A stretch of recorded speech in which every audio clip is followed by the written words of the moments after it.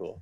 It's a little. We're still trying to figure out the episode structure. That's about the only thing specific about our podcast is the intro. Yeah, honestly, everything else is a free for all. I mean, that's if you've listened to ours at all. I mean, we just kind of wing it for the most part. We have a rough outline that we follow. Yeah, that's the way to do it. Yeah. All right, I'm good to go. All right, I'm about done with my last arena attack. I actually paid for a refresh just to get it done. Nice. I know, that's how devoted I am here.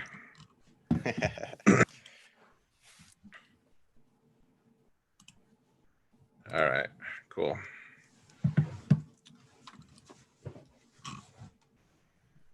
All right, Brick, you ready? Yeah, I'm ready. Let's do it to it. Are you a fan of Star Wars? Star Wars Galaxy of Heroes? What about beer? If so, this may be the podcast for you. Brick, Yeah? you're talking like that again. Well, we are cutting an introduction for our podcast. Do you think we should maybe crack a beer first? I shouldn't do it. Welcome to episode 37 of Galaxy of Heroes. We are your hosts, Darth Darkett And Brick Hardmeat. On today's show, we're honored to have Zareth and Solo Base 15 from the Gambit podcast. They are both Territory War and Grand Arena Championship experts. which I need desperately. Brick, did you redo my GAC defense yet? No, you're on your own. I actually left the guild, so. Yeah, dude, what's up with that? I thought you were my loyal friend. Well, I'll tell you all about it, but first, let's crack a beer. Let's do it. All right, we're heading to the cantina. All right, guys. Go ahead. Go ahead. You go I was ahead. gonna say, today in our cantina, we are going to be featuring Lagunitas. We pulled some Sumpin' Easy. It's a session ale that me and Brick are drinking today. You want to crack that one open, Brick? Yeah, sure. And we have some guests here we should introduce. The Gambit podcast guys are here. Zareth and Solo. Thank you guys for joining us. We really appreciate it. Thanks for having us, guys. Thanks, y'all. Excited to be here. Yeah, I've been a big fan of your podcast for the last couple of probably at least months. I've been watching your live streams too and listening to every podcast and really good stuff. You guys put out some great content. Find it very helpful for Grand Arena Championships, obviously. And I really do attribute much of my success recently to listening to your show, to be honest. I made Kyber in the most recent round. So really appreciate what you guys do and really glad you came on the show. So thank you. Excellent. Congratulations. Awesome. Yeah, nice work on Kyber. Thank you. It was pretty great. It was great when I saw that little portal illuminate. The blue. I and the did gold. a fist bump. Yep. Heck yeah. Yep. And then the rewards, you get 1/10 of a Zeta. So It is a lot of work for like the rewards that you get. It's like they're decent, but like it's a shit ton of work to get up there, you know? Yes. Yeah, it is. But you get a title and you get to look in your arena shard and be like, suckers, you are only gold. I have blue around me. Right. Yeah, exactly. True. Yep. true. It's more for bragging rights. So That's right. all right. So you want to crack a beer here? We'll get Let's do more it. formally introduced here in a little while. So ready? Yep. Lagunitas. And we're gonna intro your guys' beer. Well, at least Zareth's. Nice. You're not so special, Solo. I'm sorry. No, I'm just kidding. We just didn't know what you were drinking. So. Trying to get this to not disappear into the background here. All right, so we are drinking Lagunitas Sumpin' Easy. It's 5.7%, 50 IBUs. This one has a healthy dose of two-row malted barley, a bit of wheaty-esque-ishness, and loads of Equinaut hops to create a smooth and velvety ale with a fruity and resiny finish. It's like biting into a fresh pickled peach. What would you give this one on the 7-star Galaxy of Heroes rating? I'm going to say tentatively a 4-star. I did just finish drinking coffee, so I might not have the best palate to assess a beer at this point. So a tentative 4. That's what I'm going to say. Okay. I'm going to do a 5-star, and it's only because of the style. It's a like session IPA, which like they're kind of just moderate in taste and aroma. I like the full-on IPAs better, but I think this one's got a good thing going on. So we get this one pretty often. So I would say a 5 out of 7. Okay, good.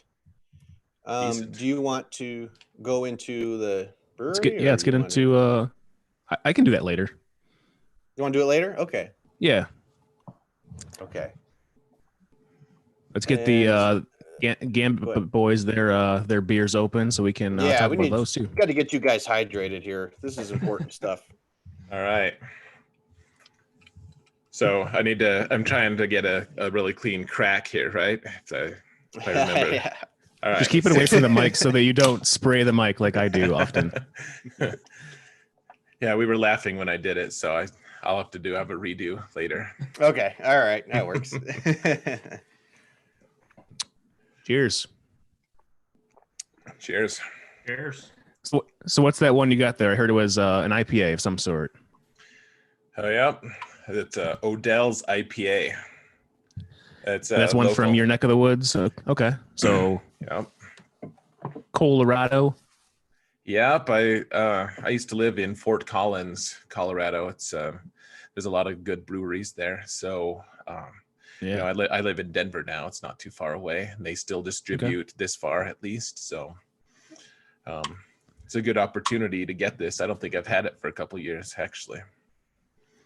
Nice. I looked him up when I heard about that style there, but Odell does not ship into our area, so we couldn't pick it up. Quick rundown of the Odell IPA. They say that they took the traditional IPA originally shipped from England to India in the 1700s and made it a bolder and more flavorful American style. We've added new varieties of highly aromatic American hops to create a distinctive bitterness profile and a incredible hop character. That one is 7% and 60 IBUs. Yeah, it's delicious. Sounds We're good. going to live vicariously through you. What would you give it on this galaxy of heroes scale of 1 to 7 stars?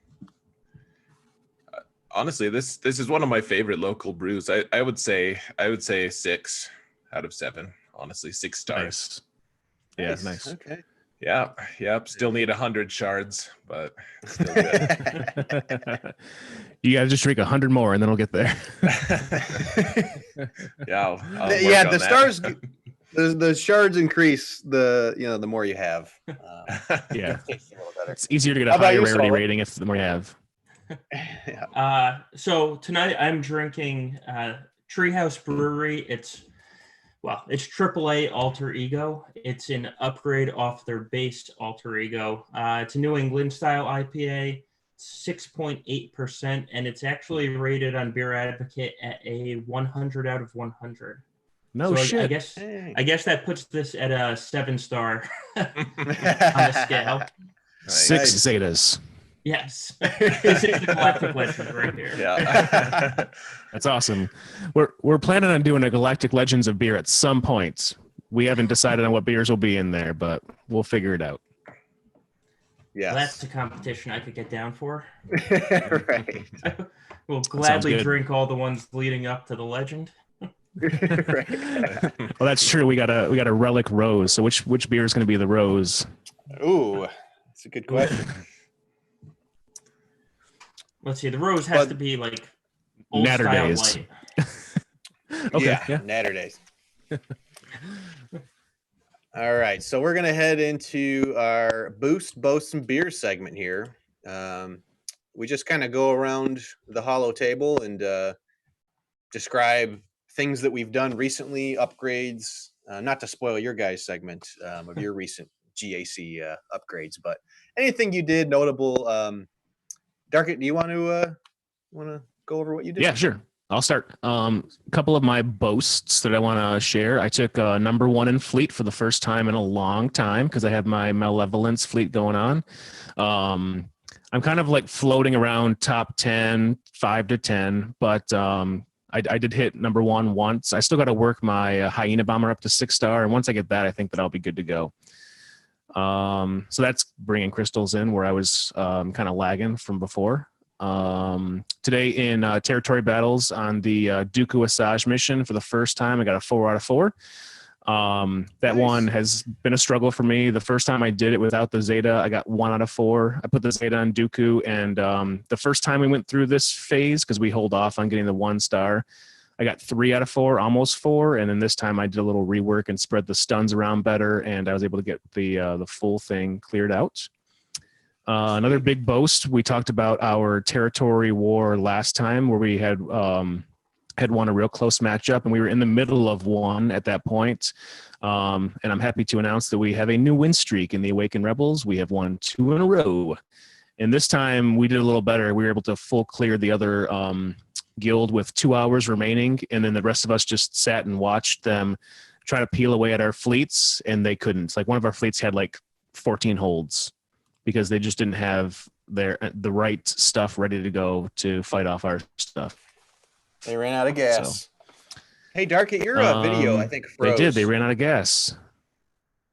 Okay. Or now, oh no, now you seem to be back. I don't know. Yeah, I was just weird. sitting still. Could you hear me all right? Yeah. Okay. Just your video froze for some reason. I don't know. All right. And then for boosts, my Geos can finally do some work in territory battles. I almost pulled a 4 out of 4 with them. And then now I'm really excited to start using them in GAC for a change on defense or whatever you tell me is better. I think tomorrow morning I'll have Padme to Relic 7. Need about 5 more of those green signal data mats. Nice. I 6-starred Vulture Droid. And then the only other boost that I did that was pretty substantial on R2-D2, my alt, I got Geo-Brood Alpha finally, so I can just cut through Galactic War very easily, because that was a struggle for me without having the Phoenix Squad. So. Oh yeah, that'll make your life a lot easier on your alt for sure. Yeah, just like throw it on auto. I don't have to even do anything with it. So.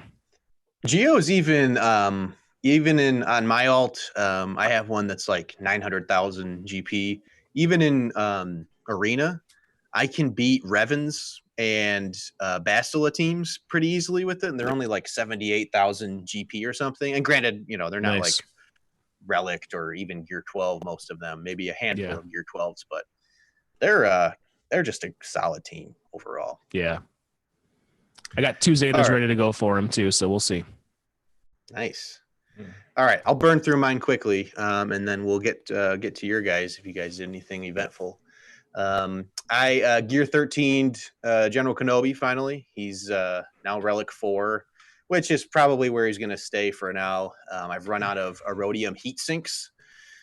Damn, Erodium heat sinks are getting me. And I'm not going to yeah, I'm not going to farm that garbage at this point, but I just have too many other priorities, but maybe not. We'll see. I'll get them one day.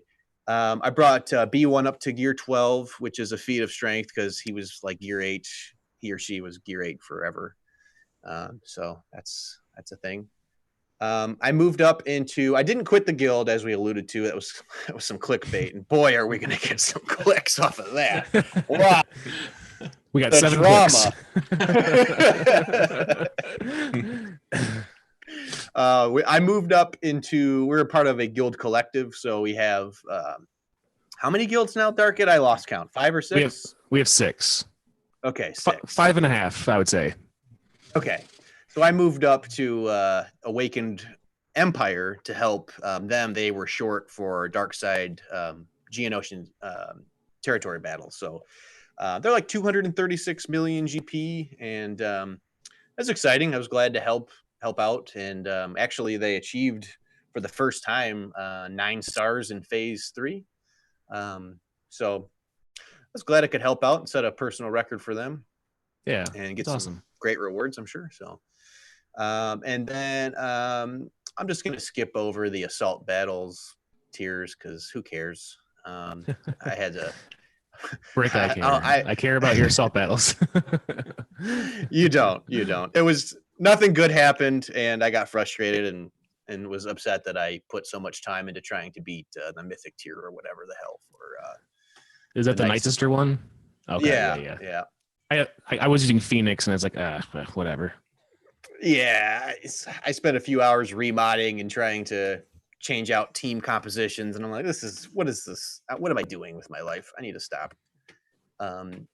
So last thing I did is I had a personal best in the heroic Sith raid. I put up 44 million damage total with 2 teams. I sold all of P3 with my Night Sister cheese team with Jedi Knight Anakin. So that's a first for me. So Nice. that was pretty cool. Solo loves that. Congrats. Thank you. I got 6th overall and pretty good rewards. Definitely some like Gear 12 stuff that I needed. Now, does the rest of that guild show up for raids like that? Because I know, like, in those higher guilds, like raids are kind of like whatever. People just don't really do them. It seemed pretty competitive. The guild leader was trying. I guess he had a glitch with Rex. He was using clones of some sort, and all of the buttons disappeared. Apparently, that glitch is back. Have you guys heard that? Yeah. I've had it in Arena a couple times. Only it's different now. If you hit auto and let the AI take like 2 or 3 turns, the buttons come back. What? Yeah, it's something. So it's something with that team. Yeah. Huh. What team is it? Is it just Shop T clones or? That's where I've had it. Yeah. Yeah. Well, that sucks. He was going to be in 2nd place apparently, and that happened, and he couldn't get out of it. But what are you going to do? All right, that's enough BS for me. I always take a long time. But how about you guys? You guys do anything notable? How about you, Solo? What notable things have you done? Well, I'm now farming Galactic Legend Ray. I finished Vet Chewy, which was painful. And so I have 30 shards of Ray. And then I've spent probably 9 hours this weekend remodding both of my rosters. So that was fun. Yeah. Talk about what am I doing with my life? Good Lord. Yeah. Try remodding your alt for 6 hours because it's a mess. Oh, that's gosh. Yeah. I don't have enough mods on my alt to remod. That's like this is all I have. There's 6 mods laying around. That's about it. I just recently got level 85 on that thing. So yeah, I ran into the problem on my main account today where, so I created a bunch of the mod loadouts and I slowly start reassigning people, and then it tells me I can't reassign some of the mods because it's going to kick mods off and my inventory's full. So I'm sitting there selling all mods, trying to get through this mod rework. What is your strategy for cleaning out mods? Like, will you just if you've reached your cap limit, do you just go for gray mods first and clear those out, or what's your methodology? Gray mods, unless it's a speed arrow, I don't even pretend to play with. Okay. My mods on my main account are kind of ridiculous though. So I think for a while I didn't have a mod under 6 speed, like plus 6 speed. Wow. Except for the tanks that, obviously you don't want speed on them. But I didn't Cantina farm for about 2.5 years because all I did was farm mods. Oh, wow. Wow. That's crazy.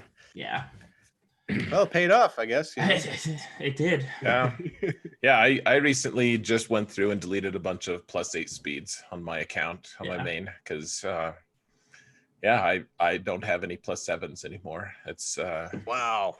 I guess it's a good problem to have, but it can be hectic sometimes trying to find. It's hard to find farm mods honestly because I'm so close to the cap. I think recently I just went in and sold like 50 speed arrows actually because I have too many. As ridiculous as that sounds. I sold 55 arrows today. I barely sold 56 actually. Yeah, well, my beer can's taller, so take that. the imaginary truck that I want to drive is bigger than yours. So I feel like we're in the elementary school again. We're like, my dad could beat up your dad. I think we're one step away from that. I like it. Yeah, I was curious about that. As as boring as that is, like selling off mods, I've heard people have different methodologies for it. Like some people will bring even gray mods up to 12, I think, to level 12 to see if it gets any speed secondaries or anything like that or anything they want and then sell them. But that seems really expensive and kind of like a lot of work for a gray mod. It's too much. You're going through a lot of currency doing that. Yeah. If I had less mods, I would probably still be doing that. I just don't need to now. And I know every once in a while somebody shows you this like plus 26 mod and you're like, I got this when it was gray, except for the 6,000 other gray mods that they tried to level up before they got that one. Yep. Right. Yeah. Let's talk about all the credits you wasted on that. Right. Right. I've heard a strategy, and I've been toying with the idea of trying it where you actually focus on the grays and you bring all grays up to level 6. And if they hit 5 speed, then you bring them up to 15 and boost them up to green to see if you can actually spike speed. And if you can't, then you don't. But it's really cheap to get your mods up to level 6.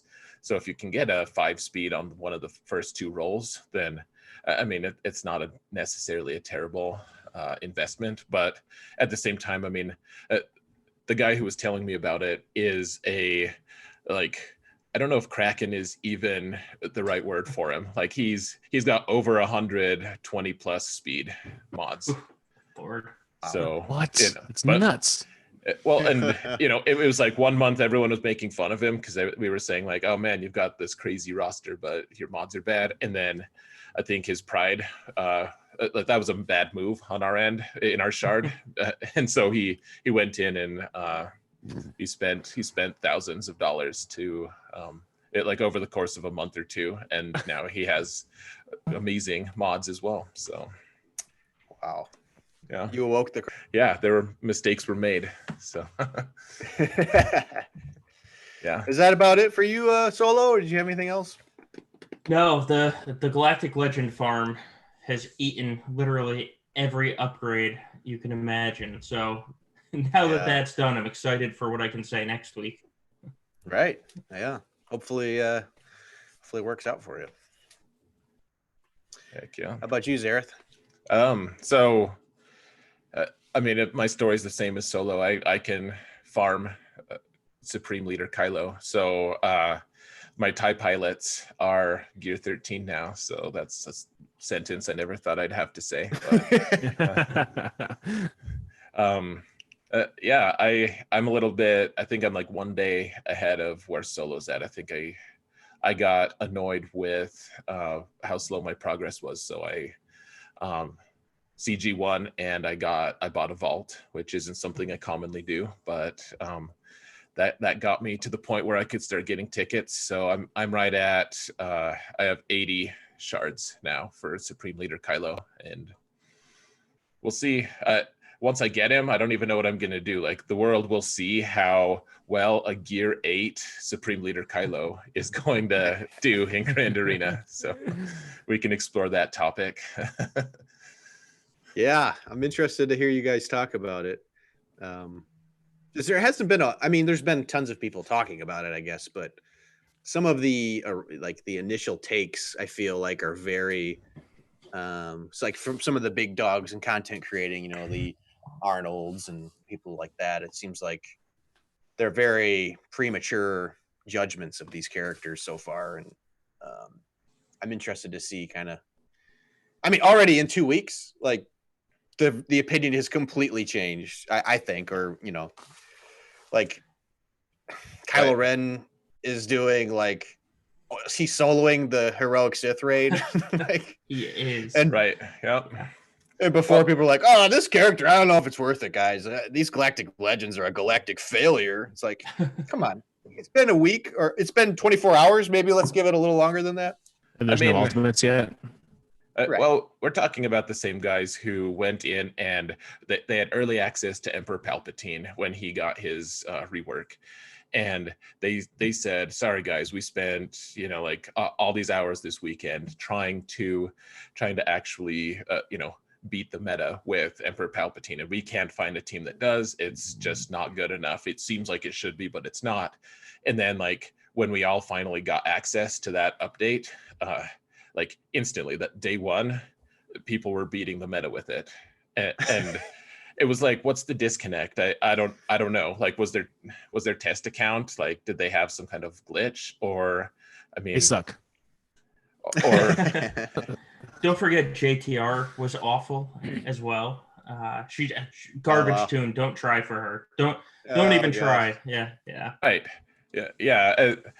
And you have this interesting thing too, where so the first people who get the unlocks for some of these characters are they're people who like to spend, and that's not a bad thing. That actually is great for the health of the game in terms of keeping it available to the rest of us. But you have these people who tend to spend money and throw money at their problems a little bit, and so they, if they can't beat something, then they can just upgrade something instead of like beating their head against the wall for hours trying to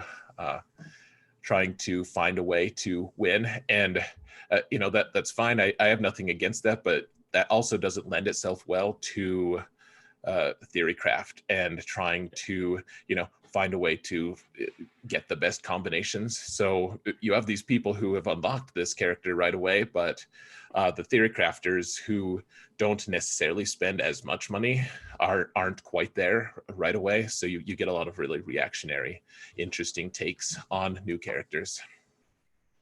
Yeah, it's a good point. I haven't really been connected to many of the big releases for a lot of the game. Like, just so you know where we're at, we're both around. I'm just past 3.4 GP. Dark, where are you at? Somewhere around there? 3.1, 3.2, something like that. Okay. So like we've been chasing the last meta for a long time, and we still are just like, we're not even unlocking gas at this point yet. Maybe next time around I think I might get it. I don't know. There's no way for me, behind. But so it's hard to like pay attention to one of these big releases when it's not even relevant to you and where you're at in the game. But especially with the podcast, like we've had to be a little more up to date on this stuff, and we've actually went through the Galactic Legend kits, and we've been following the release, and it's eye opening for a lot of these content creators that I've watched for years and really enjoyed their videos. It's just kind of disappointing. I felt like a lot of the initial takes that they have and kind of the opinion that they have of these characters early on, just very short-sighted. And in the 2 weeks, there's been so many people reporting all of these great things about these characters. And I mean, I don't, just from a very basic perspective, like, do you think that CG would put all of this time and energy into these characters and then have them just be total duds and suck? Like, if you think that, I don't know. I don't think you're thinking correctly. And that's not what they want to do. They want to put out a good product. I mean, you'd hope. Right. And they are great by all accounts. Yes. They want you to spend, and they don't just want you to spend this time. They want you to spend this time, get a fantastic tune and an advantage, and then spend next time because you know that it's going to be fantastic. Right. The number one rule of sales. Yeah, that's true. I spend my money on beers. I don't buy the packs or the bundles. I buy beers, and that's why my roster's kind of trash. So I don't blame you there. Let me tell you, I go to Treehouse for one night and I walk out. I'm like, how did I just spend that much money? Is that possible? Right. You're going to say something, Zareth? Oh, not necessarily. I don't think there's anything wrong with preferring beer to vaults, though. Frankly, nope. Yeah. Anyway, so we need to get into the hard meat here. What do you say? Let's do it. All right. This is our next Cue segment. hard meat music. We're going to superficially add the hard meat music in after this stream. That'll It'll be be great. very professional. Very Yes. professional. We'll all enjoy Guys that. will be proud. So we like to go over the news, and there was no news. Zero news, like not even a damn word from CG this week. What the hell? They're laying low, apparently. Maybe some bug fixes. Well, no, there was a little news. What's his name? Sven left the company. Oh, really? Yeah. CG Sven put a 2-sentence. Hey, it's been great, guys. Have a good one. I'm excited for the direction. That. Yeah, I'm excited for the direction that this game is going, or something. Yeah. Cool. Why are you leaving? Right. That like unlocked his package, for leaving. I'm sure. He's going towards the Disney Sorcerer's Arena. Oh God. Yeah, maybe. Yeah, I mean, I definitely people did not like the event. I mean, I think that's pretty universal at this point. Yeah. Seemed pretty rough. Didn't look like I had a ton of effort put into it. Copy and pasting is the term I've heard. A lot of the same stuff over and over again. But the characters seem dope. So I don't know. Personally, I don't care about the events. I don't know. Yeah. I had this conversation with somebody. One of the officers in our officer chat was like, "Oh, if the event was better, I would have spent money to unlock it sooner." I don't want to spend time on this event. I want to be done in 5 minutes, have my character, and then use them in the modes that I actually care about. I wish the event was like just, click auto and I'm done. I don't need it to be fancy. Right. Where's the sim button? Right. Exactly. Exactly. I don't give a shit about the events. Yeah. And you play the event once and then maybe twice if you have an alt, or I don't know, depends on the event. But yeah, we want the end result. That's what we like the most, I would say. I mean, right. Well, yeah, this character sucks, but the event was so much fun. Like nobody said no one ever. I don't know. Nobody I didn't get Rose up to 13 to participate in this event. Right. Yeah, exactly. In a way, the event was more just trying to gear all the characters and trying to see, how much GET1 currency I was willing to use before I got the the final the final gear 13. So yeah, it wasn't too exciting, but yeah, the only event I actually ever really enjoyed at all, and just because it was nostalgia and I like Star Wars, was the Commander Luke event. It's like old Ben sacrifices himself. Spoiler alert. But and we all know that that's great. Everyone likes that, and so yeah, I like that, but mostly because it was Star Wars, not because it was an event. And then I got Commander Luke, and I didn't fall out of top 10 in my arena shard for 3 months. So nice. Yeah, that's a decent event, I'd say. Sure. So, okay, so I'm going to ask you guys some questions. All right. How did the Gambit podcast start? Jareth. That's how it started. You guys can choose who answers. It doesn't, whatever. No, it's Jareth and I have been in a guild together for God knows how many years at this point. We basically just had a running private chat going on about the different game modes, and specifically we talked mostly about Territory Wars and Grand Arena, and it just kind of evolved. Jareth said, "Let's do this." I was like, "Yeah, that's a good idea." And then here we are. Yeah. How'd you guys meet? Through the game? Yeah. My shitty starter guild was, they weren't shitty, a lot of good people, but we were looking to have a merger, and so we merged with one guild. It didn't work out, and then eventually we were able to merge with Solo's guild, and And then eventually they decided to vote me in to be an officer for Territory Wars. And me and Solo started collaborating a lot. And that's, after we had been talking like most days for, however many months, it was like, well, maybe, we seem to have a pretty similar take and a pretty similar approach to the game. Like maybe we should actually, try to do a podcast or something. And it took months actually for us to actually plan it out and figure it out, which probably doesn't seem like it if you listen to it, because we just kind of meander around on our topics. But we did plan it for a while, and it was, I don't know, it's been fun so far.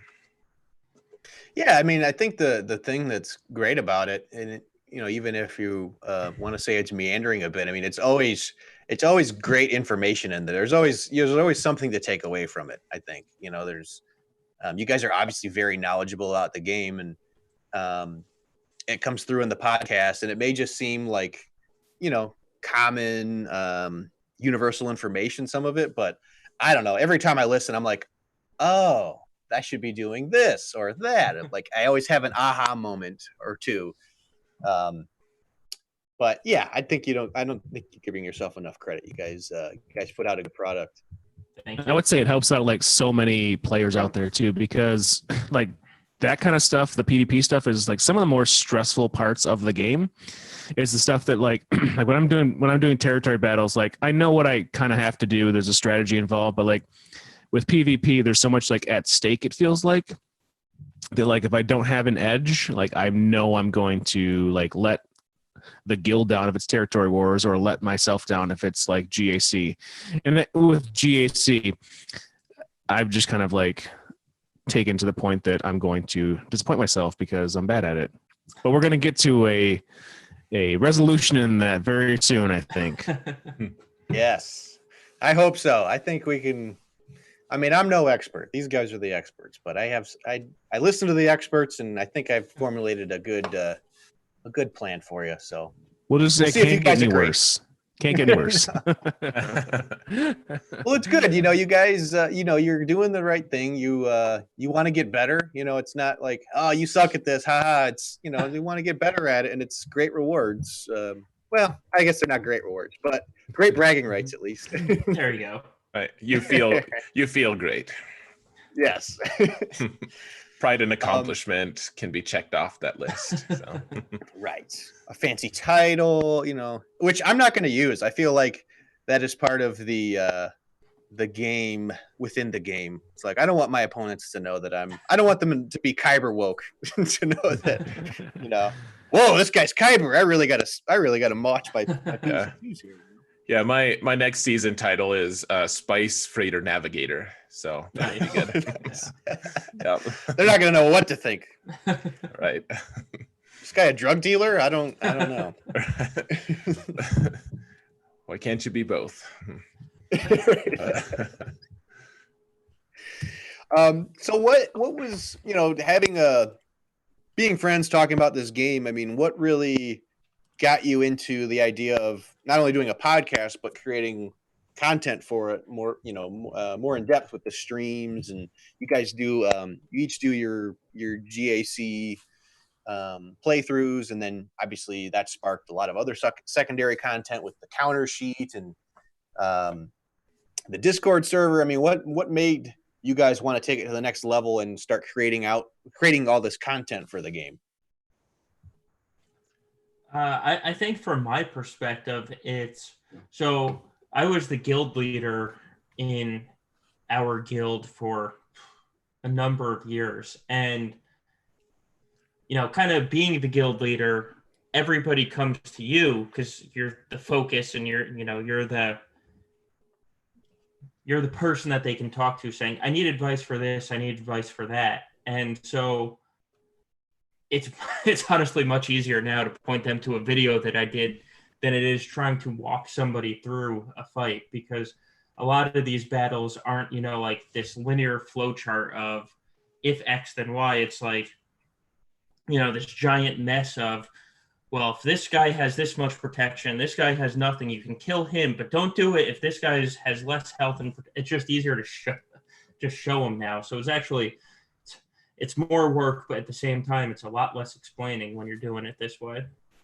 Right. Yeah. I have a chat log with this guy who he just always asks me, like, how do I beat this team? How do I beat this team? And I was scrolling up and I was like, man, I think this guy must think I'm an asshole because I haven't actually said a word. Like, all I do is just link a video and that's it. Like, that's the extent of our conversation. And he's like, I tried this and I've tried this and I've tried this. And then my response is video. And then like a week later, he like posts this huge long thing. And then I'm like, video. And that's but I mean, like Solo said, it's nice to have that resource to be able to point people to. It's also we both we've had different conversations about that there have been some really nice infographics showing the different counters. It's like it shows how do you beat Jedi Training Rey, and then you have like a picture of Jedi Training Rey on one column, and then the counters, the hard counters, the soft counters, and it's like Night Sisters or Emperor Palpatine or whatever. And those infographics look real nice, and they can be pretty accurate. Some good players put them together, but they don't tell the whole story. Like, okay, if you're going to take down Jedi Training Rey with Night Sisters, what mechanic is the thing that's actually going to win that for you? And there's no explanation. And so we made our counter sheet. It's not super flashy, but if someone wants to know what exactly the team comp is, it's not just like Asajj lead. It's also Asajj lead plus Mother Talzin plus we list the full team that we're countering and the full team that we use to counter. And then if that's not enough, people can click on the video link and just go straight to one of our videos. Like, it's been pretty nice. People who ask me for counters all the time, a lot of times I have just linked my not my counter sheet, our counter sheet. And, that's convenient as well. It's a nice thing we can do to give back to the community as well. Yeah, it's really helpful. I've used it a bunch of times. It's on your Discord server. Definitely join the Gambit Podcast Discord server. We'll put a link in the show description. You guys can join that because you guys have a really good community there. Very helpful. You guys personally have helped me, and then people just that are part of the Discord server have helped me before. And then you have a lot of really good resources there. The counter sheet is huge. Like you said, I mean, it's not just X cover, counter Z. It's, here's the video, here's how I did it. And a lot of times you guys are explaining what you're doing while you're doing it. And it may even seem fundamental, like you should know this already. But it doesn't come off that way. Like you're walking people through, like, this is how to do it. This is how I've done it. This is how it works. And like you said, these are the mechanics. And I've watched a bunch of your videos, and I may have been looking for one specific counter, but I'll watch the entire video and take something away from nearly every fight you have in GAC. It's something, even if it could be an ability that I at one time knew how it worked, and then I forgot over time. Just, there's only so much CPU in this old brick hard brain. But it's nice because like it really is refreshing. Like even basic mechanics like the geos. I watched you counter geos before, and just remembering like, oh right, this land's exposed here. And right, Poggle has ability block. Like there's just very they seem like fundamental things. And I'm not saying that your videos are simplistic or are fundamentally oriented, but it's you lay it out in a really good way that's easy to comprehend in a succinct way, which I really like. Yeah, appreciate it.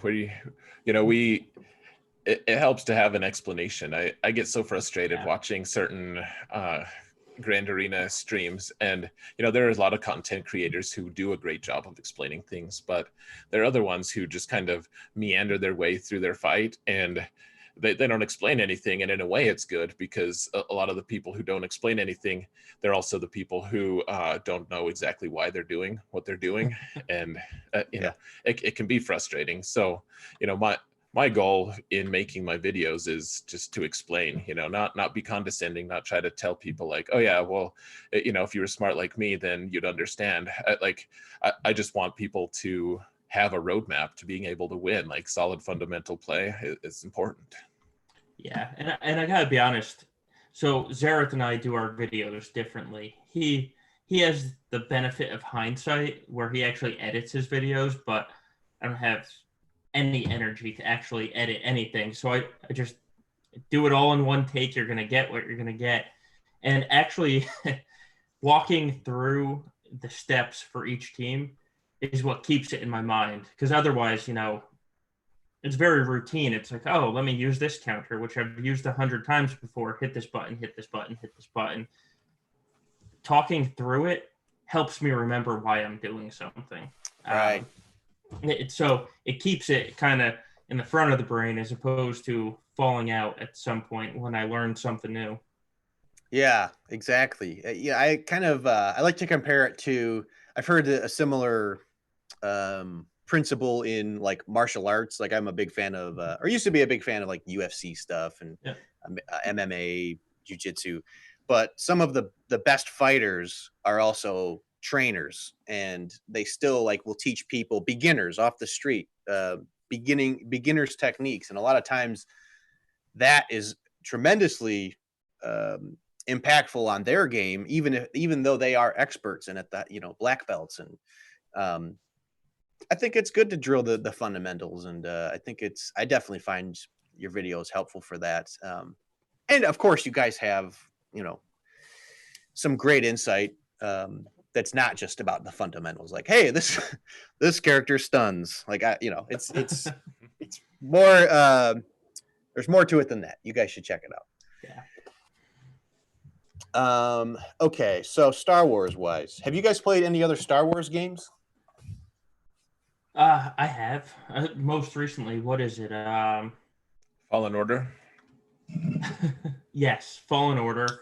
I played every Battlefront, including what was it, Battlefront 1, which is actually Battlefront 3 that was awful, and followed up by Battlefront 2, which became amazing, even though the community hates it.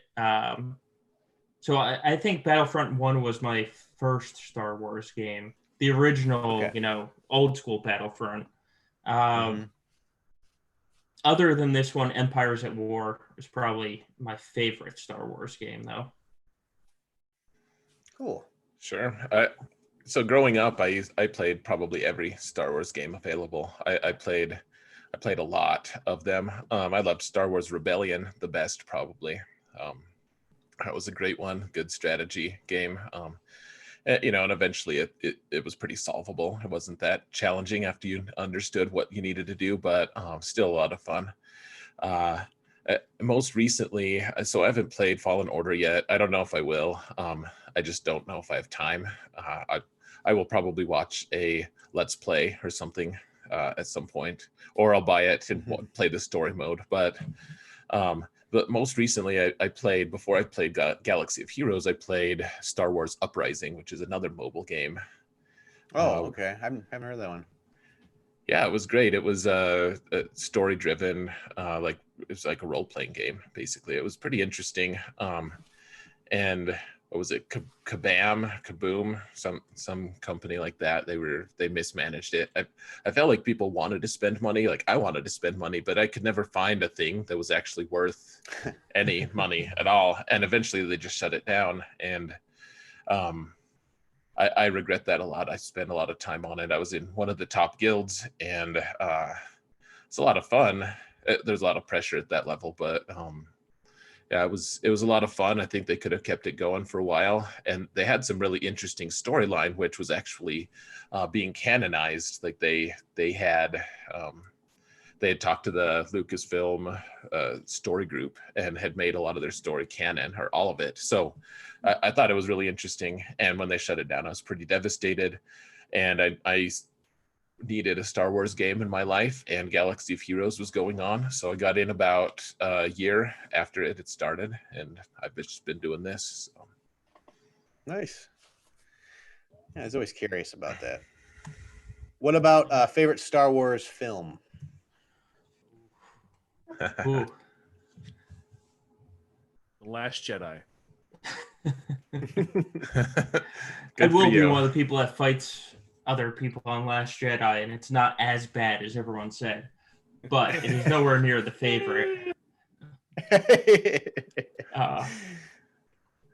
I think I'm going to go with A New Hope, just because it's what got, it's what set the claws in and started you down that road. And it's probably the one I've watched the most. So I'm going to go with A New Hope, even though that the entire original trilogy was fantastic. But whenever I'm bored, A New Hope is what goes on the TV, not any of the others. Yeah. It's also the safe choice, so it's fair. I liked Rogue. I liked Rogue One. Rogue One's really good. Yeah. It's hard for me to say. Like, I can't quite say that it's better than the original trilogy, because I spent so many hours watching that thing when I was a kid, and some part of me will always just cling to the original trilogy as my favorite. But I think lately the one that I've been enjoying most is Rogue One. And, I know that there are certain weaknesses in it and everything, but I thought it was great. I thought it was cool. They made the whole Death Star plans and, Death Star being destroyed and everything way more plausible than I had imagined previously. Yeah. Yep. I thought it was good. It was funny. It didn't take itself too seriously, and the way they handled the Tarkin CG stuff was pretty cool. I thought that was good. Yeah, I enjoyed that. Have you guys seen Empire of Dreams on Disney Plus? It's like the documentary for the original trilogy. I haven't.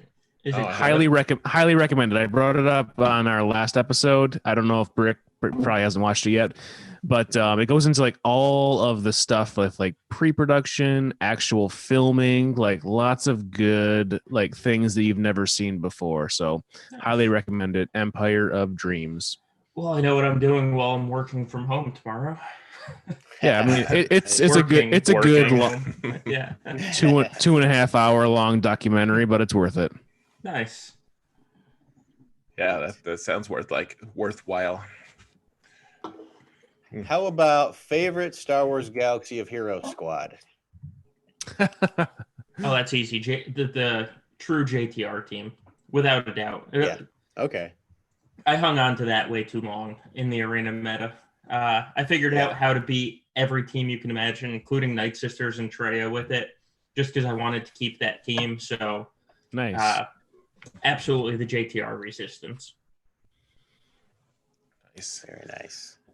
And for me, I like it almost sounds contrived. I like First Order a lot. They are just a lot of fun. There's so much nuance to them. I feel like they're one of the least understood squads. I have people messaging me now. They're like, wow, First Order are actually good now. And I'm like, they've been good for years, for like since I started. They've been amazing. And now that people are being forced to gear them, then they want to use them. And normally they just throw them on defense and lose, and they just keep writing them off. But I've loved First Order a lot. There's a lot of different tricks you can use with them, and now with Watt, like that squad is just a lot of fun. Yeah, I didn't realize. Oh, good. Let's go. Now you can see why I'm going for Galactic Legend Ray and he's going for Galactic Legend Kylo. Absolutely. What about you guys? I lovingly refer to First Order as the BB-8 unlock squad, and that's about it. That's about all I've done with my First Order. I unlocked BB-8, and then I left them alone. And that's been their place in the game for a really long time, unfortunately. Yeah. Yep. I think my favorite squad recently has been my SEP droids, like my General Grievous team. I just love that squad. It's so much fun to play with. A lot of different things you can do with it. I like using it on offense and territory wars. Recently, I've been putting it on defense and Grand Arena Championships, but I don't know if I'm going to keep doing that because it wastes one of my good offensive squads. So I love that team. Before that, it was Bounty Hunters. I did everything with Bounty Hunters before that. Oh, man. Bounty Hunters are probably a close second for me. They're super fun. Ton of fun. Yeah, I recently just killed a Darth Revan team with Bounty Hunters. Oh, that's right. I heard you Talking about that in a previous episode with that's interesting. Yeah. That's and when we started the podcast, quick, circle back to that question. One of the things we discussed, our first rule of the podcast was yell at anyone that puts bounty hunters on defense, because they were such a fantastic team. And now, they've kind of fallen by the wayside, but we both loved bounty hunters. Still do. Yeah. They're great. They're cool. Probably my favorite is I love Imperial Troopers. It's one of the first squads I had that put up significant raid damage, and they're a lot of fun. They're still a lot of fun to play. And honestly, I know I keep plugging you guys, and I have plugged you guys a lot of times on the podcast before because it is a great resource. I worked up my Death Trooper finally because you guys use Death Trooper to counter Night Sisters pretty often. So I just 7-star Death Trooper within the last 2 weeks. Nice. Congrats. When I should have probably been farming relic mats, but but honestly, I just love troopers. And they counter Night Sisters. It's a great go-to team for me, and just I don't know, I love them. Yeah, I still use my troopers almost every time, so I can't judge you on that one because I'm right there. And they're just, I love when they really get rolling. I mean, they get the turn meter train going, and it's just, they're an unstoppable force. Well, not literally an unstoppable force. Depends who you use them against, but. Yeah, depends if you watch Zaret's last video. I don't need your hate, Solo. What happened there? Or can you spoil it? Oh, no. It's been out for a while. He decided to kill Talzin instead of Daka, and then, Yeah.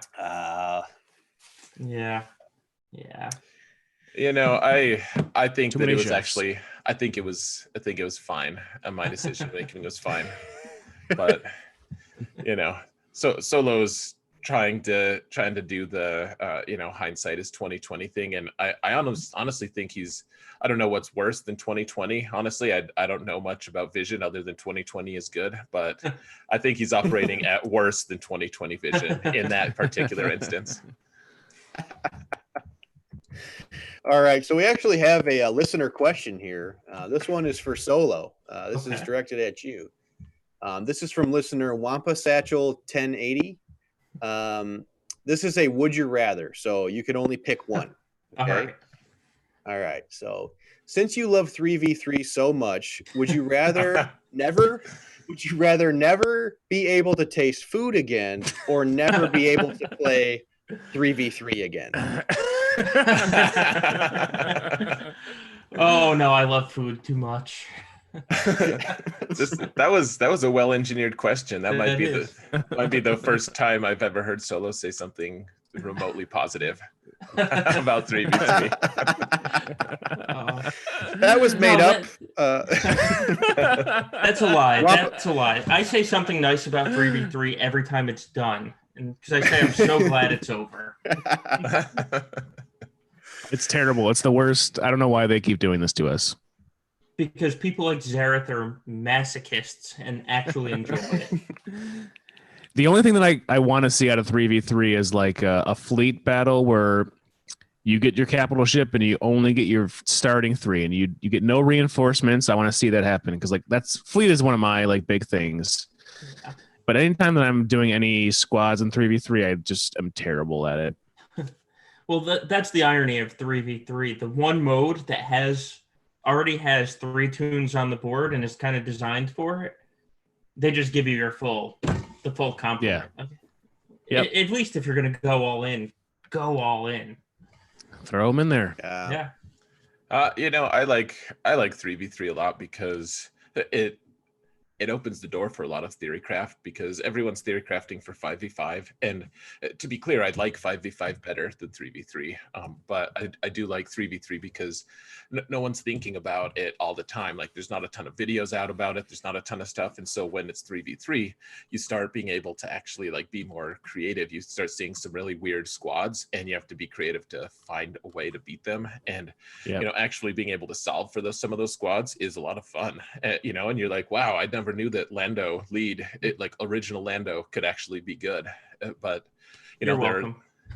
Yeah. See, Solo is actually fairly good at 3v3, and even though he hates it, like he has a lot of great ideas. I don't know. I think he secretly likes some parts of it though, because if I hated something as much as he did, I think I would just throw in the towel and not do well. And Solo does well, so. Well, that's called ego, not liking it. That's straight ego. I will never get trapped in carbonite. We'll see. No, I just think it's fun because it hasn't been solved yet. There's a lot of there's a lot of different characters that have interactions that maybe they weren't intended to be the way they are in 3v3. They weren't designed with 3v3 in mind, but I think that they're just a lot of those kind of they're fun interactions that you can discover. And when you see people start using like Plo lead to start doing things, I don't know. It's fun to watch. It's fun to see what people can come up with. Yeah, I love that Stormtrooper Han, Vandor, Chewie, and L3 team. It's such a well thought out team. Right. You like Pitt. That's good. That's good. Good of you to show your cherry picking skills there, Solo. We all appreciate that. Thank you, Clash, for that great contribution. Right? That's cool. That is so cool. I like what he's doing. That's awesome to come up with a gas counter out of a widely neglected faction, essentially. That's awesome. He is a fantastic theory crafter.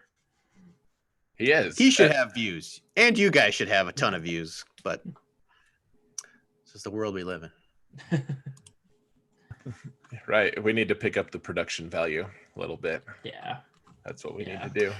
Well, I don't know. You guys are telling the truth and actually turning out really quality content. So I don't know. We're going to get a cardboard cutout soon. We're going to name him like Frank or something. It'll be okay. Frank's a good name. Cool. I think you should go with it. Yep. Right. Yeah. Other generic names are taken. So it's my dad's name. So you can have it. It's good. That's cool. Yeah, I wanna see Solo in an admiral's uniform. That'll be good. Yes, please. Maybe like a Mon Calamari admiral's outfit. That would be fantastic. Ooh, yes. Fish head and all. Yeah. Yes. Put him underwater too, maybe. I don't know. Make it so. Probably a bad idea with electronics. That's funny. Are you guys speaking of which, where did my Chewbacca Max go? I have no idea where that is. Oh yeah. We have costumes here. We're pretty fancy. Nice. Wow, that is fancy. It was just me. I had a Chewbacca mask, and then BFL had his Jar Jar Binks mask, right? Yeah. That was it. You're a little close to the mic, Dark. I don't know if anyone else is noticing that. I'll back out. A little loud. All right. Too loud.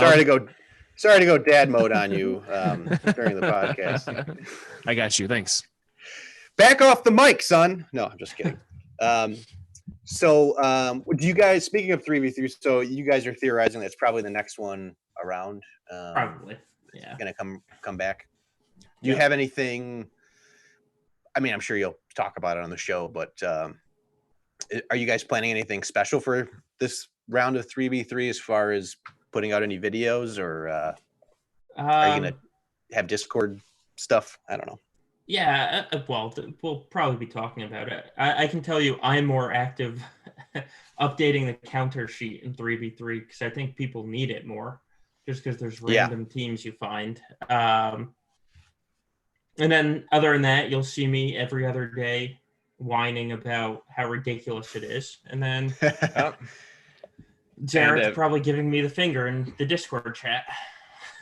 Yep, or I'll say something good about 3v3 and Solo will give me the finger. So already happened today. It's the circle of life. Yes. I think that'll make for a really interesting live stream because you guys, I've liked those live streams you've been doing, where both of you are playing together, doing and sharing your screen. Or BlueStacks that you guys are using? I'm not. No, I'm just using my phone. Oh, yeah, I'm using BlueStacks, and that's why I've been just using my alt lately. We can use my phone through Zoom actually.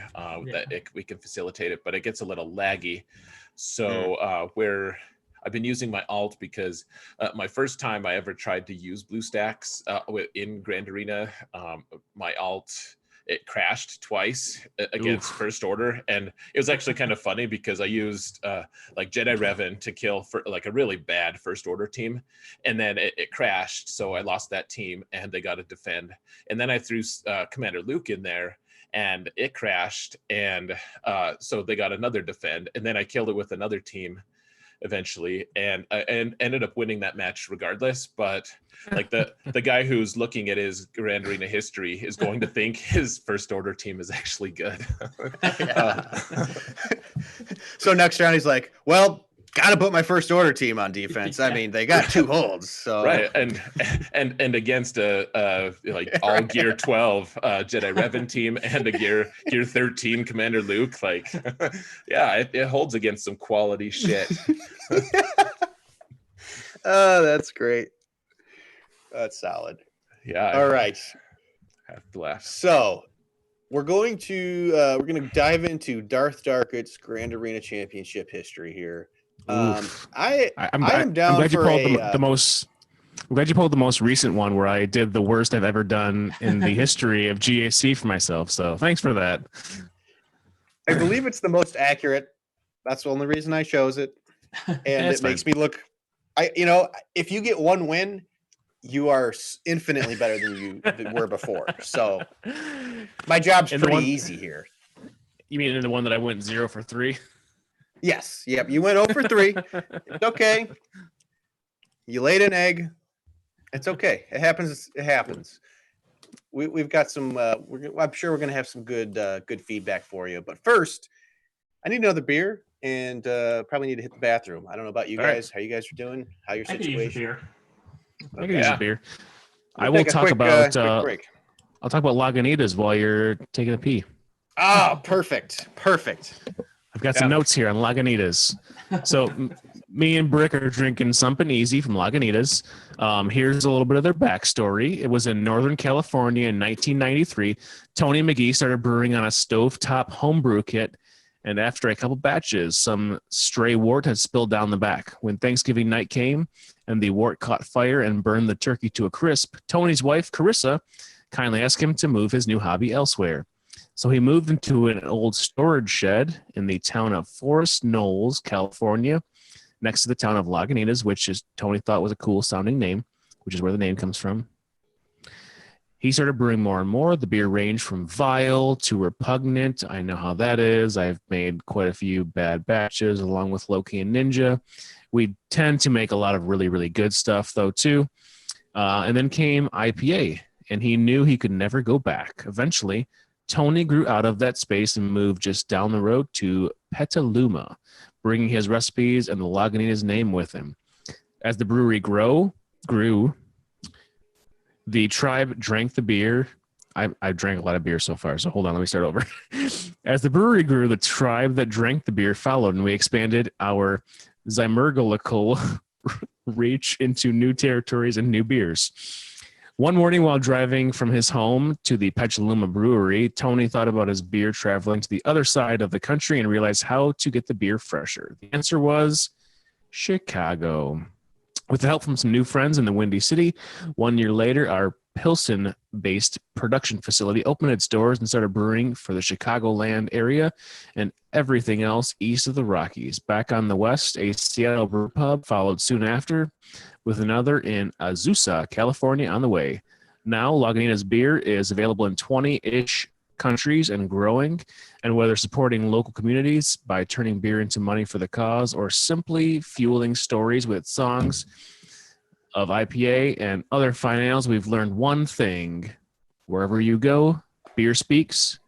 people mumble, and I did a great job while you were gone mumbling through that description of Lagunitas, guys.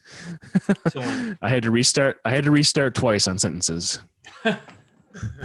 Well done. Words, thoughts, sentences. Not my strong suit. It's all right. I've come back with a stronger beer because apparently I'm out of the other one. So nice. tonight's just gonna keep getting better. Useful. Hey, Brick, do you want to do that homebrew challenge at some point during the episode? Oh yeah, I'll do that next. Well, or do I you have want to to do get a that glass now? before I do it. I have to get a glass. So if you want to start, and I'll come back and get a glass, and then we can try it out. We'll see how it goes. Should I get a glass too? You should get a glass so you can see like what it looks like, because it's pretty old. I don't know what's going to be on in there. Oh boy, It's a 3-year-old. It's a 3-year-old homebrew. All right, when you grab a glass, Yeah. I'll talk for a little bit. I have a glass. I have a wine glass. I'll just use that. Whatever. Get real classy. Drinking homebrew beer out of a wine glass. Excellent. That does sound classy. So, It does. so for context, I don't know if you mentioned it or not, but Darth Darkett is a home brewer. He does microbrew with some friends. So him and two of his friends have a brewing company that they just do stuff locally. Like they've had a few. They're like an annual beer gathering. I don't know what you call it, brew fest, but they make some really good brews, like really good stuff, like commercial quality. Something you'd buy anywhere, at any grocery store, not just like your crazy uncle. Hey, I made this. Check it. Try this. Like this is actually good stuff. But they do have like bad batches. So he has like a bunch of unmarked beers that either didn't turn out or he doesn't know what they are.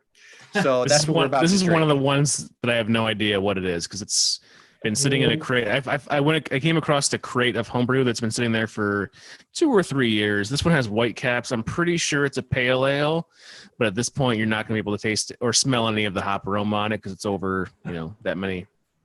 6 months basically is the shelf life on hops. So we'll see. It still is very highly carbonated. Like you get a lot of the like kind of smoky look off of the bottle when you open it up. Nice. I almost broke smells out. like beer. I almost broke out a Dogfish 120 that's been sitting for 1.5 years for tonight.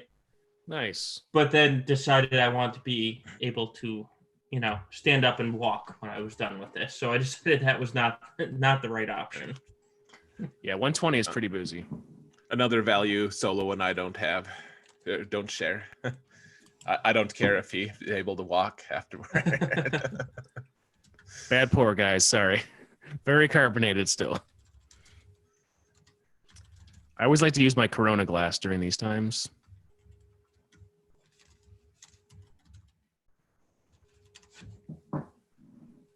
I've definitely been talking and had my mic muted, so I was watching laughing. You just pour that. I was watching you pour that beer, and I was like, he's really watching that beer as he's pouring it. Right. He's into this that. is there's some sediment in here. I don't know. Is that okay? Oh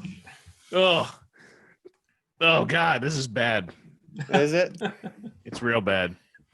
Take a small taste and then dump the rest. Oh, nope, not drinking that one. I can't do That's why there's that still tastes 20. like cologne. It's why there's still 24 bottles of this sitting around in my house. All right, I'm gonna get a real beer. Yeah, me too. I assure you, we do make good beers here at the Dom Brewery. They just don't last very long. So It's just the way it should be. exactly. We had a breakfast stout that we do like maple syrup and like roasted pecans together. That one's really good. Nice.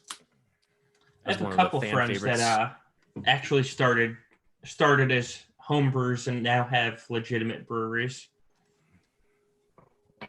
That is my dream. Yeah. I need $750,000 and I can get that off the ground.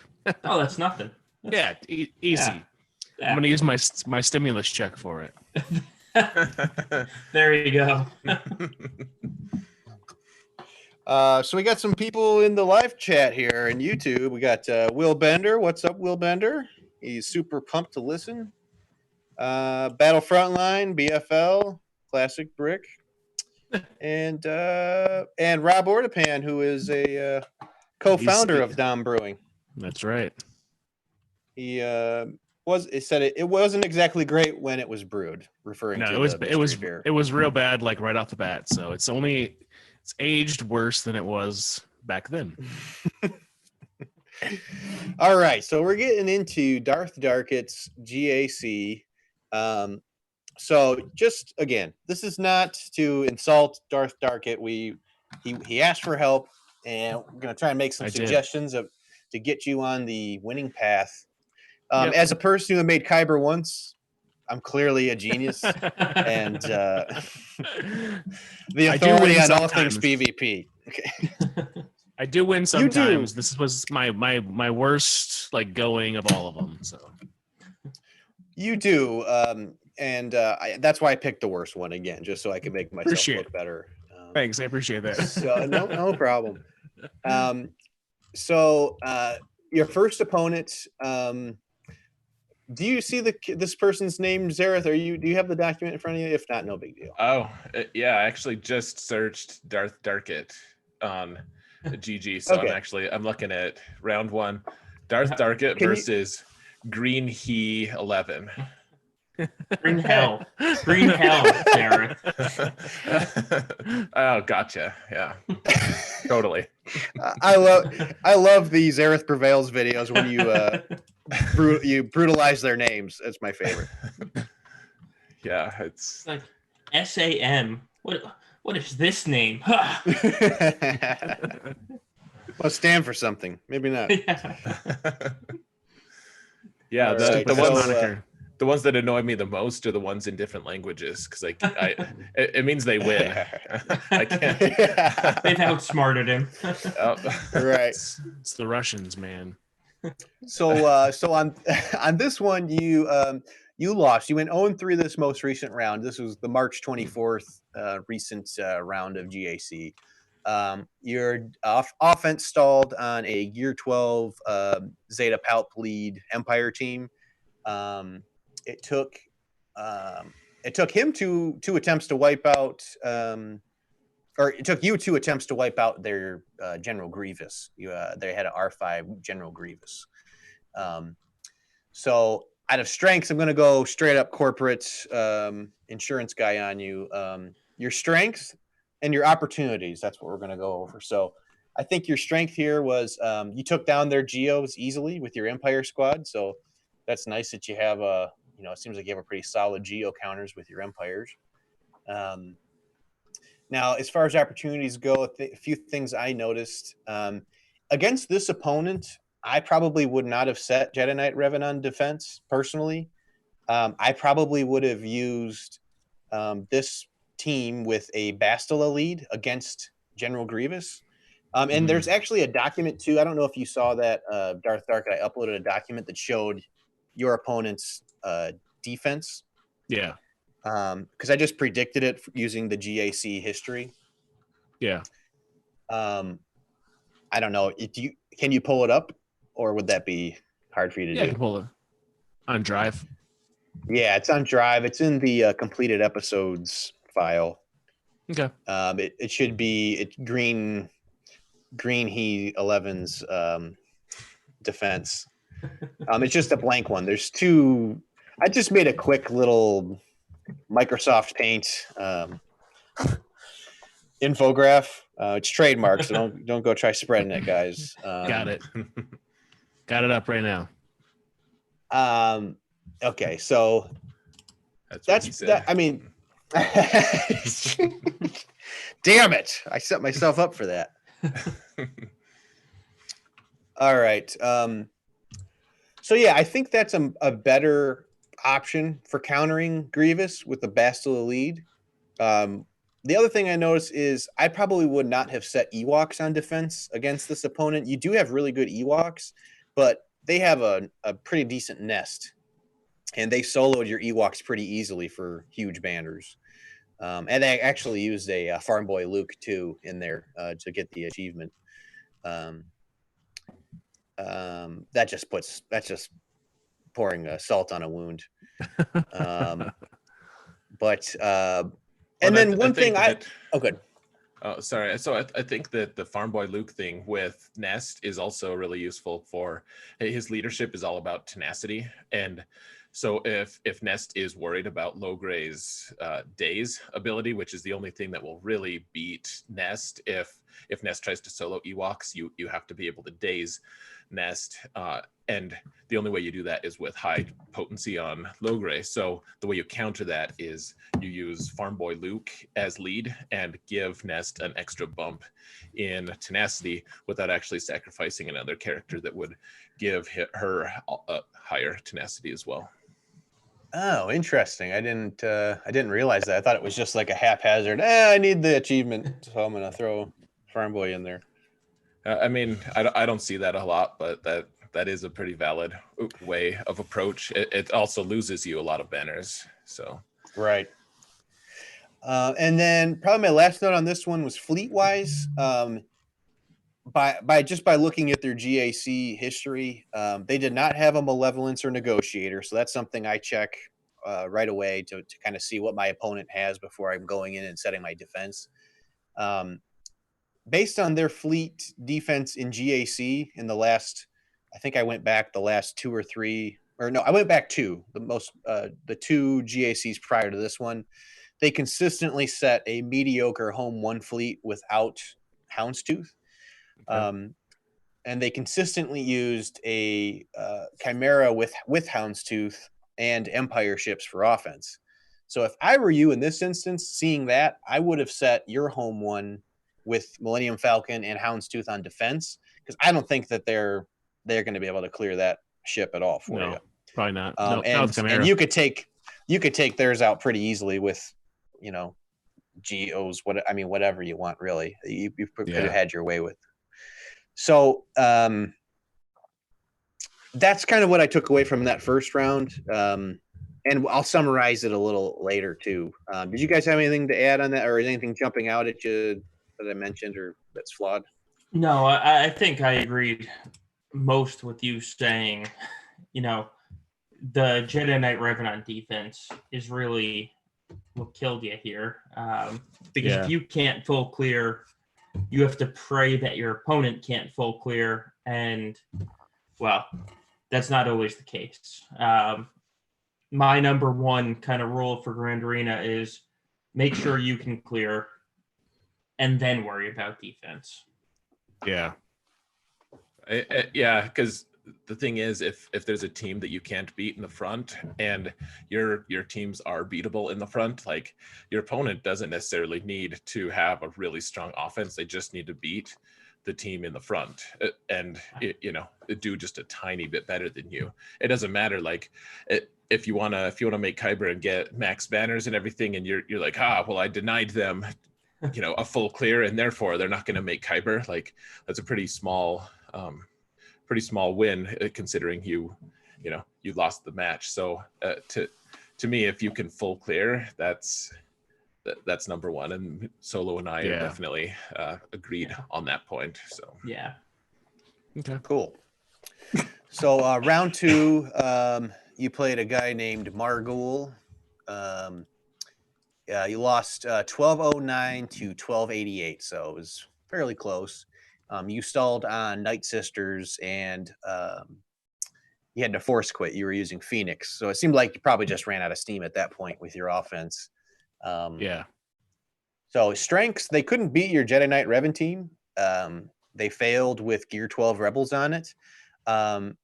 Did you place your Jedi Knight Revan in front of fleets in that round? Do you remember? Offhand? I mean, I know. It was I don't know. I think usually I put him on the bottom and I put Grievous on top. Okay. So in this one, you got a little cute up front. You tried to undersize with a Dooku lead and a Saj with Newt and Wampa versus a JTR team, and you lost. In my opinion, I'd focus more on getting the win over the potential banner bonus you might be able to get with an undersized squad, especially in a front territory. It may have just been RNG, and maybe you've had success with that or sex with that prior. I've had sex with that a lot. Sounds like a good tagline. I've had sex with that. You saying that team out loud makes it sound like I probably was the last resort team. That's all I had left, and went with it. So yeah, I think it was a front. I think it was a front territory, but I could be wrong. I don't know. I was going by the history, and typically who you attack first is at the top, but I may be wrong. But okay, so we'll discount that. So then you stalled out on Night Sisters. You do have 2 solid Night Sister counters in your Empire team, and more preferably your Padme squad. Padme would really trash those Night Sisters in that instance, I would think. okay. And you can do some different things. Like I noticed in your Padme's getting stronger. You've been working on that. So, I mean, you can do a lot with that Padme squad. You could probably even take out, some Jedi Knight Revens, possibly, if you brought GK on offense, if you're using your Padme squad. But, I mean, if you took General Kenobi away from your Jedi Knight Revan squad and put them on defense, they'd still be pretty formidable, because I mean you have like a Relic 7 Yoda. You have some pretty high relics in that team, if I remember correctly, right? Yeah, Relic 7 Yoda, Relic 7 Kenobi. Revan's not super high though. Okay. I mean, I think it would still be a tough team to, they wouldn't be able to just throw garbage at it. You may be able to get them to take a pretty tough team to try and clear it, even without GK, possibly. And then as far as your opponent goes, they had a very predictable offense and defense. That was a theme throughout all of your opponents. It seemed like they set the same offense and defense every time, going back 1 or 2 rounds. I couldn't check the third guy, but they all pretty much just kind of set it and forget it, which I think is a great opportunity to exploit that.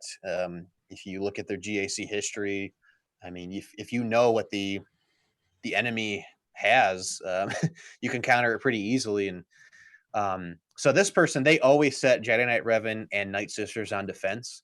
They always save Darth Revan with Malik, Padme, and Gear 12 Rebels for offense. So I would have kind of planned my offensive strategies with that in mind, going for the full clear, like Solo and Zareth had said. Like I think playing the bigger game and getting that full clear and making your opponent do the work to try and clear you is a good area of focus. Okay. And then the last one, I'll burn through this, and then we can kind of go through the final map that I made or whatever. And feel free to chime in if you guys disagree with anything I'm saying or want to pat me on the back. So the third round was against a guy named Fives. The Fives? I don't know. Maybe like the I don't think it's Fives. the Fives. No. Oh, okay. Crap. It's like he likes to give high fives. Yeah. He's never watched the show. He's just like, I love Fives, man. Fives are great. His friends are like, man, that's annoying. We're gonna name him that and make fun of him every time we say his nickname. Maybe he missed high fives because of all of the social distancing. He just wants to touch somebody. Oh, you brought it to the coronavirus. I like it. Yeah. So this one, you ran out of gas. You lost 1477 to 1710. Ran out of gas against a Newt-led separatist team. They had a couple of Geos in there too. So this is the best you did. This is the highest score that you had in the event. I was trying to avoid 8th place. Okay. It didn't work for me, but I was trying to. Well, you tried. You did. You beat your opponent's Grievous with your CLS. Han and Chewie only. So a 3-man squad. That's awesome. I'm sure you had some decent banners there, and I think everybody lived too. So you must have just nuked that GG super quick and then Yep, I did. went home. Yep. And then your Grievous had 2 holds against a CLS squad and a Bastila led 4-man Jedi team. So that's definitely been a solid squad for you on defense. So a couple opportunities I noticed. It took 2 attempts for you to take out their Night Sisters.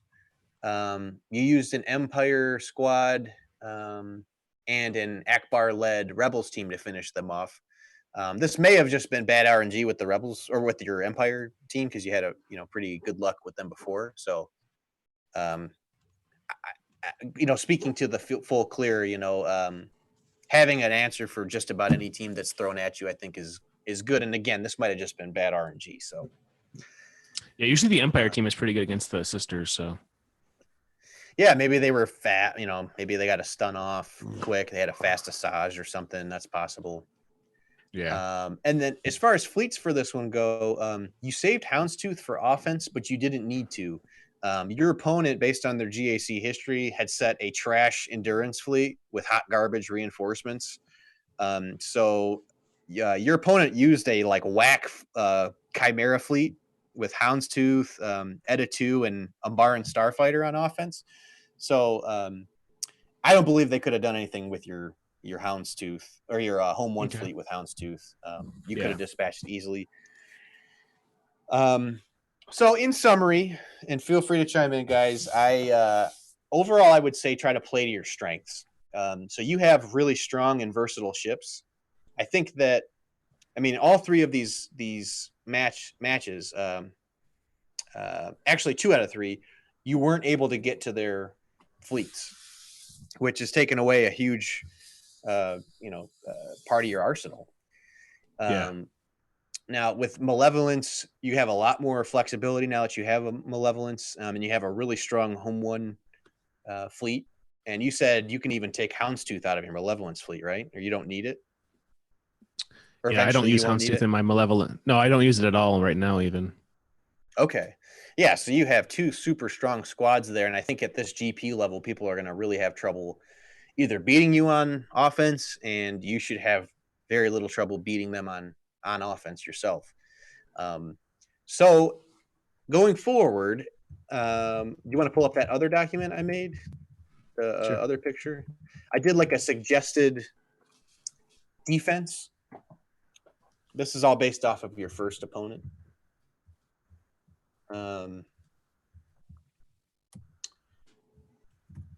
So I kind of I made a crude, again, my Microsoft Paint skills are off the charts, as you guys can see. I kind of put together what I would have done on defense against that first opponent. Let's see here. Sorry, this is great audio for everybody.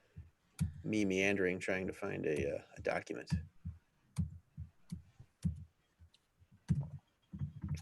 I guess I can explain it and then you'll pull it up. But what I would have done.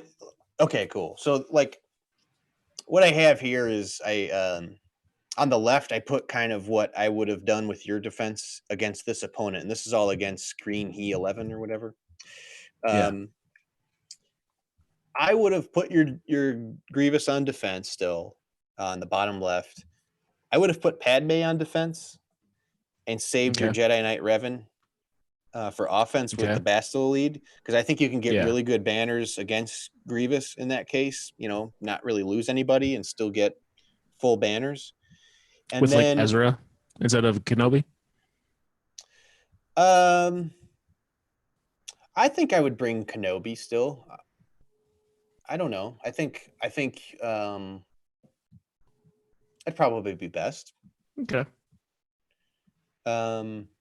That way, what do you guys think? Do you think Kenobi's necessary? It's tough to know without gear levels and stuff. Oh, well, I have them pulled up with a R7 Kenobi. I don't think you would have Well, I can't see what his General Grievous squad was relicked at, but if you're going to put Padme on defense and you have an R7 GK, I don't think you take him off the Padme team. So it really depends what his Grievous is at, but from what you have Jedi-wise, I think Ezra would be the logical choice in that one. You're probably going to lose him, though. R5 Grievous, I think. Okay. I've beaten R5 Grievous with that squad without Kenobi before, so in Territory War, so I think I could probably do it. Yeah. Okay. And then for Jedi Knight Revan, you would have brought your rebels. I think you need a consistent Jedi Knight Revan counter, and I think that could be rebels, because you have high rebels, high relic, Chewie and Han, and even use that wedge, that relic wedge you have. I don't know. That's a possibility, I think. And if you cleared out those two territories, you would be getting to fleets, and you'd have a really good chance at clearing them on the bottom had you done that versus setting your Jedi Knight Revan on defense. Yeah. So that's really the big difference. And then I don't know, in that document I put what I would have done suggested defense-wise, which I think they would have full cleared you regardless, but I think it would have come down to fleets. I don't think they could have beat your fleet, and you could have dispatched theirs pretty easily with a home one fleet without Houndstooth. It wasn't anything to write home about. Right. So, yeah, I think going forward, my overall feedback would be, I like the idea of saving home one for like defense now that I have the malevolence to work with for offense. Yeah, especially if they don't have a negotiator or tend to bring a pretty potent offense. I think it would get a lot of holes, because I mean yours is up there. Even negotiator, like I gotta like face like a 7-star like high relic team to not be able to take down. With my 5-star malevolence, I can take down a 7-star negotiator like with like the standard reinforcements. So I think that's the way to go, is like focus on getting through the top and getting to fleets. So I like it. I think I would definitely get in the habit of scouting your opponents ahead of time too, if you have a chance. I mean, I first start off by just glancing at their in-game profile. Then I pull up their .gg profile if they have one, and just look at their GAC histories, their offense and defensive tendencies. And at this GP level, like, we don't have necessarily an answer to every single squad available. You know? So I think it takes more planning to kind of figure out what you're going to do offensively and defensively. Yeah. And then there's a really good bot too, the DSR bot that compares your profile. I know you guys use that a lot, Zareth and Solo Base. Yeah, every time. That's pretty great too. I mean, it compares your profile against theirs with key measures. So it's a great at a glance comparison. What are like the most important comparisons you guys find from that? Is there anything in particular you look at that stands out? I look at the GAC stats. That's probably my number one, because not many people are going to beat me on mods. When I do it with my alt, I look at mods too, because that tells you a big story. But the main thing I want to see is not just their GAC stats, but how many times they've full cleared and how many defenses they have. Kind of gives me the hint of how strong their offense is going to be, or how strong their defense is going to be, more importantly. Yeah, it shows the focus as a player. You know, some people just really enjoy front loading all of their offense. Like, they love keeping all their offensive teams, and so they have great offensive banners and clears. But then you see their defense, and you're like, wow, they've never defended hardly at all. Yeah. And some people, I feel like around this GP level, like, they save all of their meta teams for offense, so they just have liquid diarrhea on defense, and it's like, okay, what am I going to do to try and slow them down? And I think it's incredibly important to look at your GAC histories. Oh man, I couldn't have got Kyber without it. Sorry, yeah, that one tool has changed Grand Arena so much. Like just being able to see what your opponent's tendencies are, and I've just recently started going like crazy defense. Like I put 4 meta teams on defense and then 3 other really strong teams on defense on my main, and the only way, I mean, it can work. It could work okay if I couldn't scout my opponents, but man, being able to see what their tendencies are on offense and defense gives me so much versatility, and being able to understand like what teams I'm going to need to take on offense. It can also be misleading though. You got to be careful because, I faced a guy who he looked at all of my history stuff, and he decided to throw an extra meta team on defense. And I was able to still get through it and beat him, but it made me do some really weird things with my roster that I wasn't comfortable with. And frankly, if I hadn't been able to clear him, he would have won. So, that was a valid strategy on his part. It's a great tool, but you also have to be very conscious of over planning and over relying on that kind of thing. Yeah, I ran into the same thing on my alt because I'm lazy on my alt and didn't change my defenses at all. So this guy placed like 5 meta teams down on defense just because he was like, oh, he's not going to be able to clear me. Of course, I did. But then he kind of outsmarted himself because even though he knew what was going to be on my defense, he then couldn't clear me because he put all of his good teams on defense. So I cleared him, and it was probably the easiest win I had all Grand Arena on both accounts. Wow. So you talk about the guys at your GP level who just take all of their meta teams on defense or on offense, and my alt is actually at 3.1 million GP. So I can kind of relate. I take almost every single strong team I have. What I've done is I've selected a few teams that commonly trip people up and put them on defense. So like on offense, I even keep General Grievous on offense because he's the only one who can take down some of the really tough meta teams. I have Jedi Revan on offense, Padme on offense, Commander Luke. Like I have all my good teams on offense. And then the ones that trip people up though, like having an Emperor Palpatine with Bastila, Dark Bastila it's just dirty. Sometimes a lot of people trip up on that. Ewoks with a really fast Paplu is a really dirty way my to secret weapon.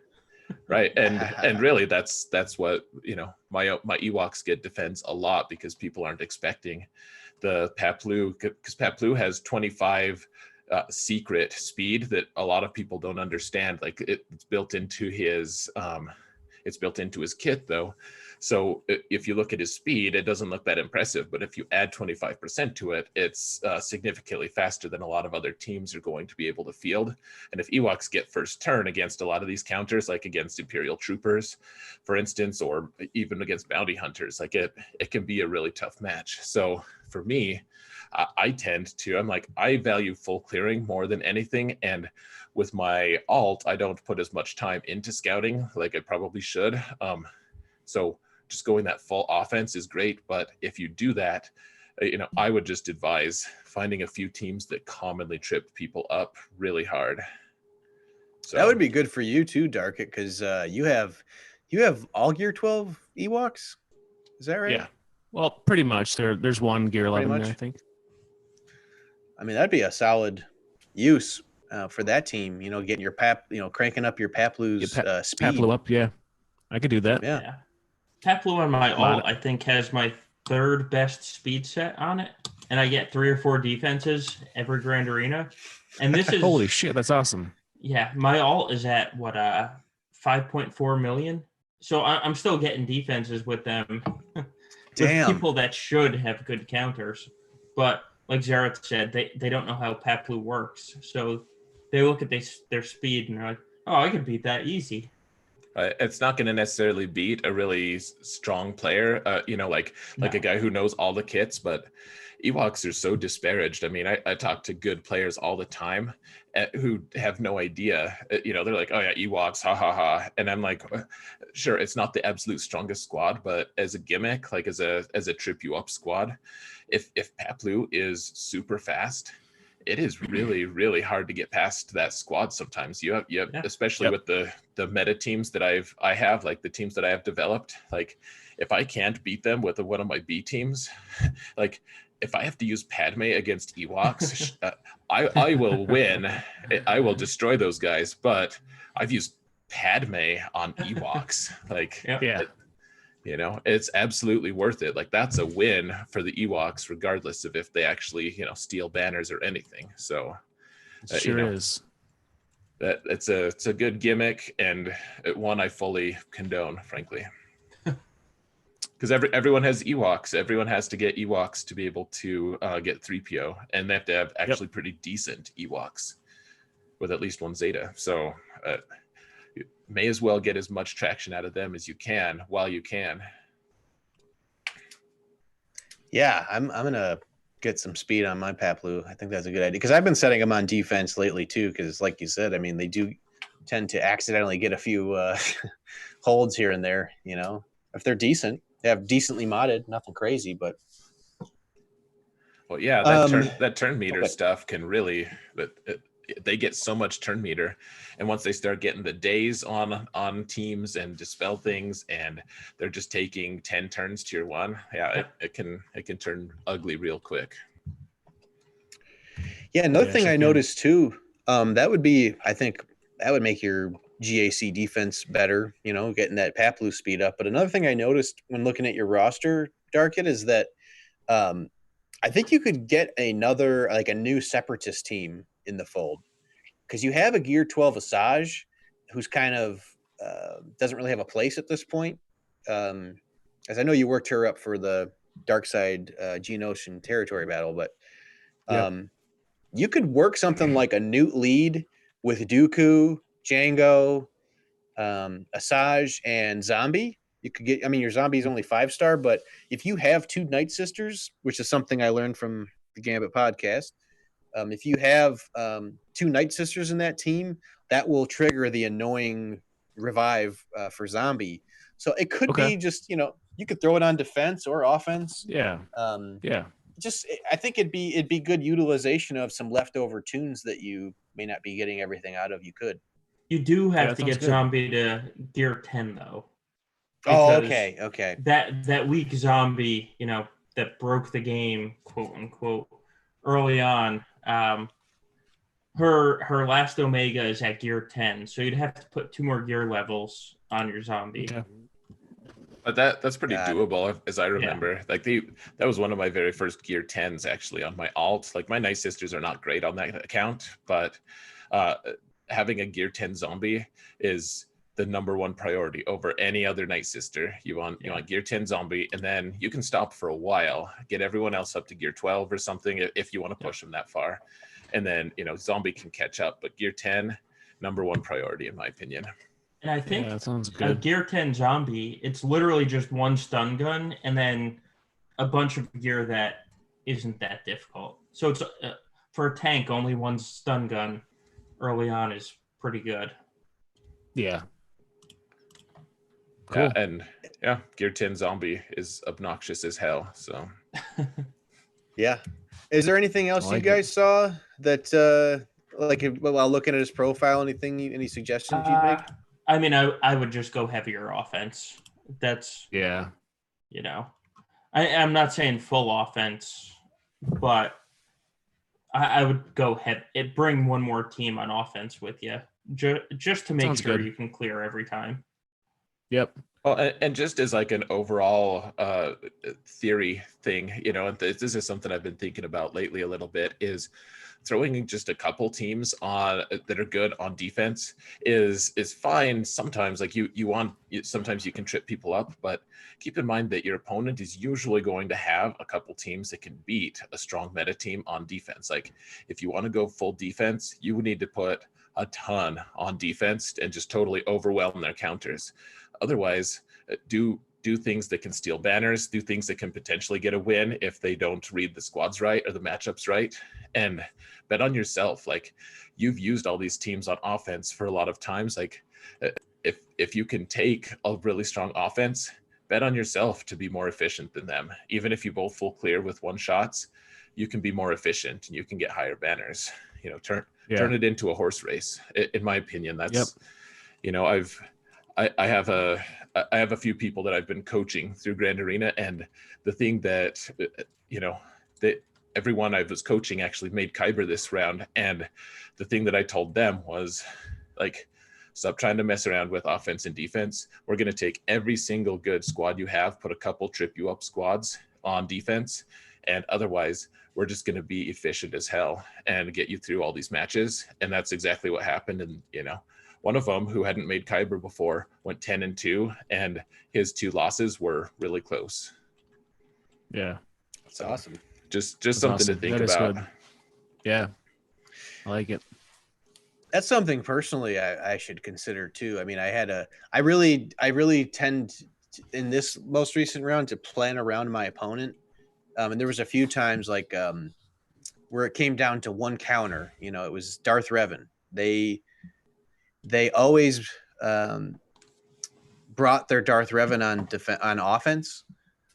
So I ended up setting my Darth Revan on defense, and that got 2 holds. And I don't know what they used to combat that, but it was like a perfect trap. And if I hadn't read that, I don't think I necessarily would have got the win per se. But that is interesting because I'm spread paper thin. You know, if I fail once, I'm probably done. Like, or maybe twice. If I fail on a squad up front, a tough squad up front, I'm pretty much screwed because I spread myself so thin on offense. But that's interesting, you know, to not put necessarily garbage on defense, but, you know, stuff that's going to trip people up squads that might easily get overlooked per se, that may actually do some work. Yeah, I will say the one thing I advise everyone to do is if there are 7 teams you have to beat on defense, bring 8 attack teams with you. That way, if you lose once, you haven't lost the round. You know, you can get through that extra team by expending a team on a loss. Like Troopers are my 8th team. I end up using them every time just because Troopers are 60 banners every time. Yeah. Cough unless you're Zareth. But I always have 8 attack teams, even if it makes my defense a little weaker. I have 1 extra attack team that I need, and sometimes I'm like, oh, I just did that entire round and I didn't use Treya. Oh well, I got the full clear in the win though. Yeah. Oh, yeah, it's okay, Solo. Some of us need 8 teams to beat 7. That's okay. And with that, we're going to link Zareth's last 2 GAs in the description below.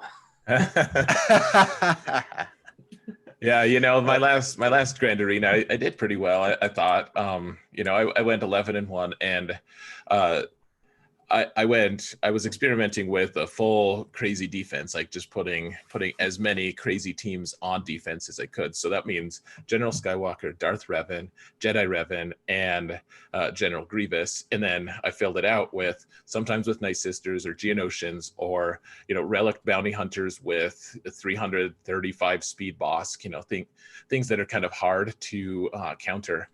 And there were only a couple rounds where I was actually full cleared, and I was able to full clear every time.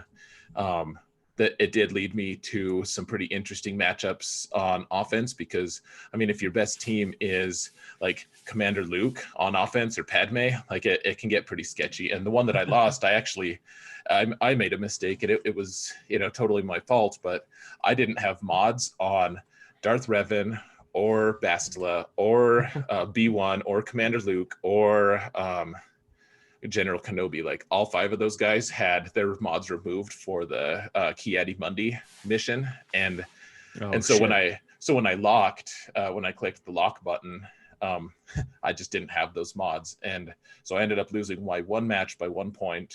And you know, unfortunate. The guy deserved to win because I'm a dumbass, but you know. Yeah, so you should feel free to link all of those videos, because I feel like I did pretty decently well, despite Solo's criticism. No, That's impressive without mods on those key characters. I did that just with Darth Revan. I was wondering like why my Darth Revan was hitting like a wet noodle in a GAC, and I got right. I did the same thing, but for it was for light side. I had Darth Revan's mods on like Juhani or something like that. It was just asinine because I have awful light side characters. So I know my Shock T was the fastest Shock T in Grand Arena, I think. Hey, Shock T clones can beat some GAS teams.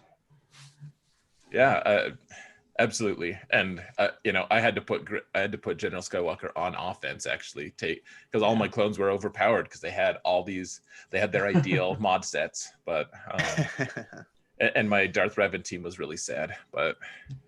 I didn't take that as an excuse to lose my matches. It sucks that I lost, but I actually managed to beat two teams with two guys. So I guess I'm okay with it. We'll see what next season holds. But. Yeah. That's coming up pretty soon, right? Tuesday. Yeah. Tuesday. Yeah. It's been like sad. I've just kind of had my head hung low, just kind of like waiting for GAC to start. I don't know. I know our Discord server is so slow right now. Yeah. Our off week, everyone just kind of collapses into silence. But right.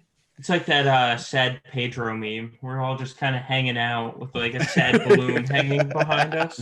Yeah. Right.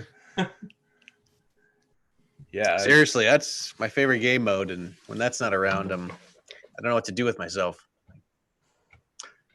I don't know. So events now, since we're rolling into that, right? Yes. So the 7th, we got Grand Arena, obviously, is week 1. On the 8th, we got Territory War, also PvP. We have General's Command dropping on the 8th as well, and Contraband Cargo. We have Military Might on the 9th, Endor Escalation on the 10th, Emperor's Demise Mythic on the 11th, and Admiral's Maneuver on the 11th as well. And that pretty much takes care of the week. All right. Well, that's about all we had. Did you guys have anything you wanted to plug or say about your show? I will have a link in the show notes to your podcast and your Discord server. But no, I think that's good. We both do. We both have YouTube channels that starting on the attack phase will start Thursday. We'll be active again, showing our fights. And then our podcast is recorded ridiculously late Monday nights. And so we'll be available for your commute on Tuesday morning if you actually leave your house. For those of you who drive anymore. Yeah, right. Yes. You guys should definitely check them out, though. I mean, I definitely put you guys up there as far as there's really not a podcast out there that I think that shines the type of light you guys do on specifically Grand Arena Championships and to a lesser extent Territory Wars, but you still talk about it. So those are my two favorite game modes that I look the most forward to. So definitely check it out. Check out their Discord. I'm on there. You can talk to me because I know everybody wants to talk to me on another podcast Discord channel. But no, but really, there's a lot of great resources. The counter sheet is awesome. I don't look at the infographics anymore. I'm like, if I really am stumped and I need a counter, like I'm going to go to the Gambit podcast's counter sheet and watch them actually do it so I don't fuck this up. So that's definitely a really good resource. But yeah, we definitely appreciate you guys coming on the show. Thanks for having us. Yeah, it was a lot of fun, guys. I actually get to swear on this podcast. So oh yeah. Woo-woo. Yeah, swear away. That's what we do here. That's good. You want to send us off, Darth Darkett? That's right, I will. If you enjoyed what you heard, make sure you're hitting us up on all of the social media, Instagram, Twitter, Facebook, and don't forget, don't drink and hyperdrive. Nailed it. Woo! Solo when